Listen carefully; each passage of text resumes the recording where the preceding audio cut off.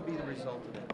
Well, if you assume that all business people are greedy, they're going to keep the money.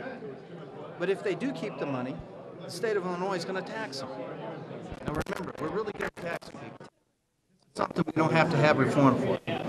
But the next thing we might do, and what I would do in my situation, is I would hire someone for my business. Specifically, I'd hire a chemical engineer.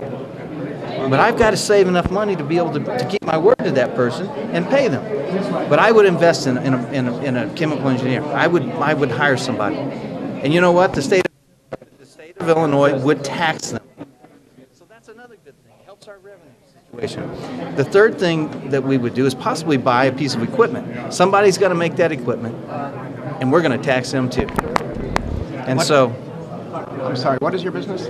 My business, I'm in the manufacturing business. I do dip molded rubber and plastic, and for the power utility industry. We cover the transformers, the tops of the transformers, so the birds and squirrels can't get in and get electrocuted. Okay. We do that because... They'll cover parts. Yeah, we do that because we care. and they pay us $10 a piece. And you had said from the podium, causation or nothing. Yeah, it's primary cause is the foundation to this reform.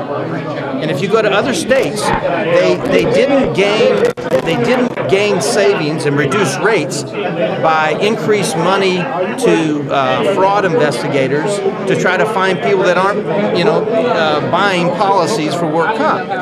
They gained the savings by simply stating that the primary cause of the accident must be the workplace. The governor had something on that, but he wouldn't call it causation. He said on his little PowerPoint that it has to occur during the course of employment. He said there's case law that he wants to codify, something to that extent, but he wouldn't call it causation. What could he possibly mean, and what do you take that to be as different than Well, I think the temptation is to use other words that make it weak enough that it has no value. And I think that's going to be what we have to watch for here, that this legislation is weakened to the point that it doesn't really deliver the changes that it needs to deliver. But did you see that PowerPoint? I have not seen it. Could there be any other meaning than causation when you say it has to occur during the course of employment? There's case law that says this, we want to codify it. Well, here's the thing. We had the deadline for third reading was just over 2 weeks ago, correct? I presented Senate Bill 1349 the day before we left. Where was anyone else's bill? Where was the governor's bill? Where was the Democrat leadership's bill? It wasn't there because they didn't have it. It didn't mean enough to them to gather all this information throughout the state from the employers in the state and put something meaningful down in the form of legislation. So I guess I can't take it real serious. Show me the bill. I've put forward what the business community wants and what they need in the form of Senate Bill 1340 now. Now it's in the form of Senate Bill 1422 by Leader Redonia. I've taken this seriously. I've listened. I've compromised. This has been the most open and transparent process for any workers' compensation bill, probably in the history of the state. It hasn't been by the agreed bill process, which is typically a backroom deal. This has been in the public.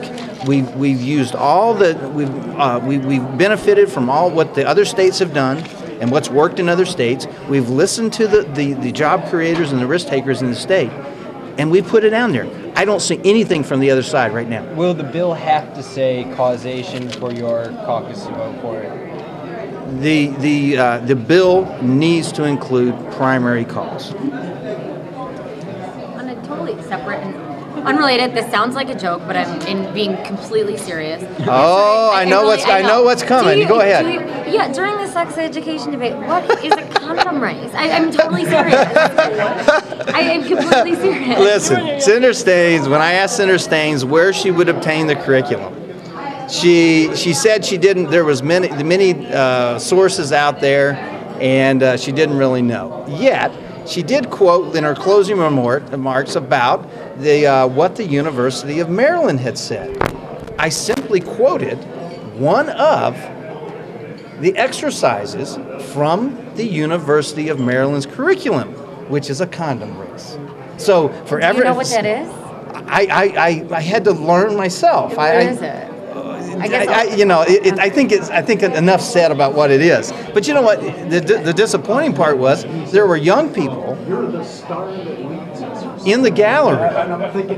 And if this is embarrassing for us as legislators to talk about, how embarrassing is it with a sixth grader? I mean, this is just we probably should have had the gallery cleared, and then we could have had a real frank talk about what really was going to take place here. I just believe that local school districts need to make the determination as to what's age appropriate and medically accurate for their kids. If you know what, even in my own community, if they decide that condom races is what needs to be taught to sixth graders, I'm going to vote for the school board member that says no to that. Now, if I lose, I lose. That's the way it is, and I have a choice to take my child out. Okay, but I just think that local control needs to be at the local level. Don't take it away from them. Don't tell them that they have to teach comprehensive sex ed according to the University of Maryland's plan. All the focus on concealed carry's been in the House, the governor yesterday promising to veto it. Are there 36 votes in the Senate? And as a downstater, does it really matter what the governor says? Well, with a veto-proof vote, I guess it doesn't. Are there 36 votes? I hope so. Has there been any kind of a vote count? I've heard we're very close. I've heard we're very close, and I hope that passes. I hope we don't have to. I hope we can override, the governor's promised veto on that. I think this is real simple. This is what the founding fathers gave us. Let's and all other states have received some, have delivered some form of concealed carry. Illinois needs it now. The governor is still talking about borrowing. It doesn't seem like many other people are. Where do you stand? So who's the governor that? talking to? Well, he's talking to me, talking to all of us here, saying right. borrowing. But Yeah. what do you think? The Senate Republicans have put forth a plan, a 5-year comprehensive plan that tells that we have to live within our means. We can't spend more than we take in. If you somehow reduce your spending by $5 billion out of the 6.72 that we put out there, you will live within your means. If you don't increase it by more than 1.5%, then you, at the end of 5 years, you've got surpluses and not deficits, and you don't have to borrow. We've proven that you don't have to borrow to make this work. And did you take the Appropriations Committee hearing yesterday as a good sign?